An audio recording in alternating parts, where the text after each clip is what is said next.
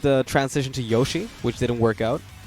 Because as we all know, Season 1 Yoshi was pretty, well, bad in general. But I'm not sure. Wasn't he already one of the top Yoshi players in Tekken Tag Tournament 2? Definitely. I think it was the best in Europe. Yeah, I'm not. I think that might be the case because Kane and Trench wasn't. He wasn't around really yet. Around back then. At the end, he became really good, though. Ironically, I beat Kyoko Manji and Raven Yoshimirus in a tournament. But I'm not going to claim the best title. Like, he's definitely still ahead of me. He taught me Yoshi. So, we're going to see Mirku. The names are reversed. Yeah, the names were reversed, definitely. So, Mirku is the... it's a Noctis player. And Kyoko Manji on the Claudio. Mirku is a Belgian player. He's new to Tekken 7. Part of TDB as well, right? It's part of TDB. I'm part of TDB myself as well. But he's been really labbing the game, putting lots of time and resources in the game. He's a streamer as well, and he organizes online tournaments. So he's really contributing to the scene. Yeah, exactly. Takes the first round. Impressive. I think Kyoko Manji is starting off on Claudio because it's like a really fundamental character. Yes. And he just wants to test the waters. It doesn't seem though that he knows Noctis. He's not sidestepping that one. I think he can sidestep left. The thing with Kyoko Manji, he's really opposed to these guest characters, like all the Akumas, the Geeses, the Noctises. He just refuses to practice the matchup. Exactly the 2D characters. Though. The 2D characters. He just refuses to learn the matchup because he doesn't want them to be a part of Tekken. Exactly. But for now, it doesn't seem it's working out for him. Maybe he should learn the matchup. It's admirable, but you need the experience, especially with all the Akumas coming up. But let's see what he can do. Just poking him out with a down back 4-3. Gets launched though. The damage buff Noctis received in Season 3 is crazy, by the way. It's really nice. And Noctis got changed a lot in Season 3. I think he's more fun now to play because he doesn't... look at these punishes. He really doesn't know Noctis. Sorry, I need to... Ooh, did you see the reversal? That's... Like, apparently it's upset day because... It's really upset day. I'm lost for words, actually. Okay, let's see. Gets the whip punish. The thing is, great. He's such a fundamental player, and the same goes for a player such as Malekith, that those players, they don't need to know the matchup. They just change within 1 or 2 games. They change their game style without really knowing the frames. They just change their timing, their spacing, and then they win. So that's the difference between a player like Kyoko Manji and Malekith. That was a launch punish there. But as you can see, like it doesn't seem that Mirku knows Claudio's block punishes as well. Sorry. Well, as you can see, like he's really susceptible to pressure. Like Kyoko Manji started off just trailing the entire match, but as soon as he started the pressure, you saw Mirku started to crack a bit. That's why he got hit with the hop kick. That is why he's losing all of these pokes. Doesn't get the whiff punish, unfortunate. No throw break. What's the OK? Gets hit with a wild running 2. This is what I call a very nice read and very nice download and adjustment. Yeah, the adaptations, but is Mirku able to do the same? Let's hope so. Let's hope so. He needs to, as you said, he's not really adjusting to the pressure. So he needs to change that up a bit. But the other thing is, does Noctis really have an answer to the pressure?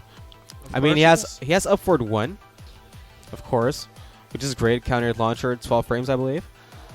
But does he have any other answers? So Noctis is known for what they say is that you do not want to play the range 2 game against Noctis because he has all these tools, down back 2 and the aura, as we know. I think the main man popularized that move. But as soon as you get to range 0, he has not many He has no options, yeah. But I'm not sure if that's true because I don't perceive it that way. I think range 1 or 2 are the best ranges to play against Noctis, given that you're able to see the down back 2. Then you can just wait it out Whenever he does the down back 2, you get a launch. So yeah, I'm not sure. I think my opinion is a bit different in that regard.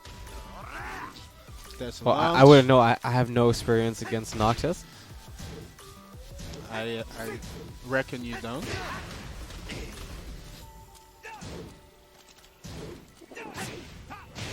So it's 1-0 For Kyoko Manji. Manji now.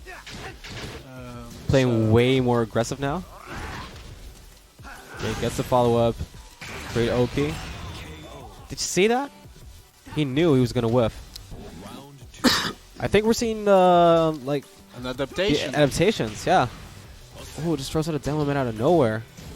Feels like Christmas, man. All these great matches in pools already. Don't forget. They just keep on giving and giving and giving. I like it. There we go. There Close we go. it out. Perfect. So who do you have right now? I have to go for my. I'm not sure. Mirku is in the same team. Oh, he missed the punish. Misses the punish. We're in the same team, so the Dutch brawlers. And but Kyoko Manji is my boy from way back, so I'm not gonna say anything. Who do you have for the match? Honestly, I would say Kyoko Manji is probably gonna take it. It But doesn't look like we've seen a lot of upsets today, so I could be wrong. Actually, I hope I'm wrong. I want to see a top 32 winner side with only like unknown underdog players. That would be so much fun. I think that while standing move is -13, so Kyoko really isn't doing the right punishes. But I do not know the punishes. That one is -14 actually. Oh, it used to be 14, but it's It changed. 13. It's Yeah, they 13 changed now, it of to course. 13. Great reversal. Okay, one mix-up could take the game. Okay, Rage Drive gets blocked. Okay. Gets a low. That's a perfect low. Didn't Now get the of course you follow-up. don't get the follow-up anymore in season. Okay, this Did is you see that? kind of an upset. It's kind of an upset. Mirku going 1-1 against Kyoko Manji. He had some great reads. But what is Kyoko going to do? I feel like he's going to switch He's going to Safina. Definitely. He's gonna throw some shenanigans and just test if he's done his homework. Mirku, that is. I knew it.